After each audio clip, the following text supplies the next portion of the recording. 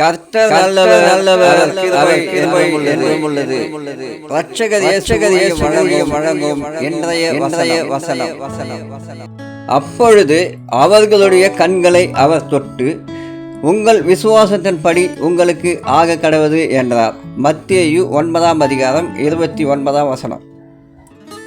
ஆம் பிரியமானவர்களே, இன்று நாம் தியானிக்க போகிற காரியம் விசுவாசம். ஆமென். ஆண்டவரிடத்தில் நாம் எவ்வளவு விசுவாசத்தோடு நாம் கேட்கிறோமோ அவ்வளவு ஆசீர்வாதம் நாம் பெற்றுக்கொள்கிறோம்.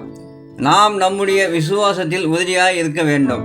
ஒவ்வொரு கிறிஸ்தவர்களுக்கும் விசுவாசம் என்பது கண்டிப்பாக இருக்க வேண்டும். ஏனென்றால் நாம் வணங்குவது கல்லோ மண்ணோ மிருக ஜீவனோ அல்ல. நாம் வணங்குவது ஜீவனுள்ள தேவன்.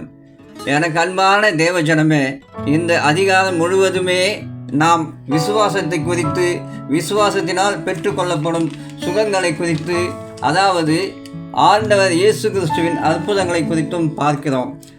ஆம், 2ஆம் வசனத்தில் பார்க்கும்பொழுது, அங்கு படுக்கையில் கிடக்கிற ஒரு திமிர்வாதக்காரனை ஆண்டவரிடத்தில் தூக்கி கொண்டு வருகிறார்கள். இயேசு அவர்களுடைய விசுவாசத்தை பார்க்கிறார். தூக்கி வந்த அவர்களுடைய விசுவாசத்திற்காக திமிர்வாதக்காரனை பார்த்து, மகனே திடன்கொள், உன் பாவங்கள் உனக்கு மன்னிக்கப்பட்டது என்று சொல்கிறார். 18ஆம் வசனம், தலைவன் ஒருவன் வந்து, என் மகள் இறந்து விட்டால் நீங்கள் வந்து அவள் மேலே கையை வைங்க, அப்பொழுது அவள் பிழைப்பாள் என்று சொல்கிறான். இங்கேயும் அவன் விசுவாசத்தை நாம் பார்க்கிறோம். அதன் பிறகு இயேசு கிறிஸ்து அவன் பின்னே அவன் வீட்டுக்கு போகிறார். இறந்து போகிற பெண்ணின் கையை பிடிக்கிறார். அந்த பெண்ணும் எழுந்து கொள்கிறார். அந்த வழியிலையும் ஆண்டவராகிய இயேசு கிறிஸ்து போகும்போது சும்மா போல, அந்த வழியிலையும் ஒரு விசுவாசம், ஒரு அற்புதம். 20ஆம் வசனம், 21ஆம் வசனம், 22ஆம் வசனம். 12 வருஷமாய் பெரும்பாடுள்ள ஒரு ஸ்திரீ ஆண்டவருடைய வஸ்திரத்தை தொட்டாலாவது எனக்கு சுகம் கிடைக்கும்னு விசுவாசித்து ஆண்டவருடைய வஸ்திரத்தை தொடரா. உடனே அவரிடத்திலிருந்து வல்லமை புறப்படுது. அது அவருக்கு தெரியுது. உடனே அவர் திரும்பி பார்த்து, மகளே திடன்கொள், உன் விசுவாசம் உன்னை ரட்சித்ததுன்னு சொல்கிறாரு. சொன்ன அந்த நேரமே அந்த ஸ்திரீ சொஸ்தமாகிறாள். மீண்டுமாய் அந்த உயிரோடு எழுப்பப்பட்ட சிறு பெண் வீட்டிற்கு போவோம்.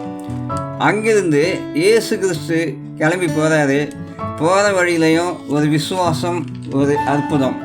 ஆம் பிரியமானவர்களே, அதே மத்தேயு 9ஆம் அதிகாரம் 27, 28, 29, 30ஆம் வசனம்.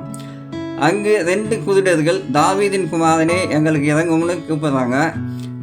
ஆனால் ஆண்டவர் வீட்டுக்கு வந்து விடுகிறார். அவங்களும் ஆண்டவரை வீட்டில் பின்னாடியே வராங்க.